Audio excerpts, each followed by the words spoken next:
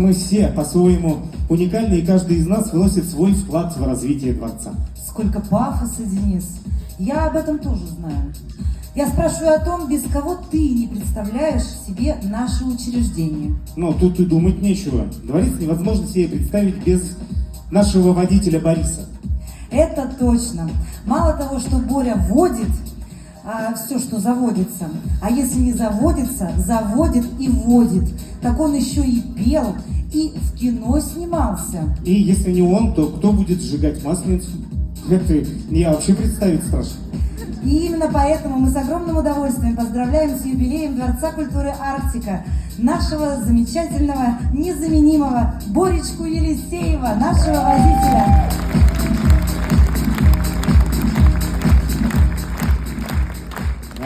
Друзья, совсем скоро на сцену выйдет довольно молодой, но подающий большие надежды коллектив. Самое главное, что у коллектива есть свой стиль и образ, в котором они гармонично существуют. Пожелаем им не останавливаться на достигнутом и идти только вперед. Встречайте на сцене юбиляров, музыкальную студию «Конбрио». Художественный руководитель Мила Соколова.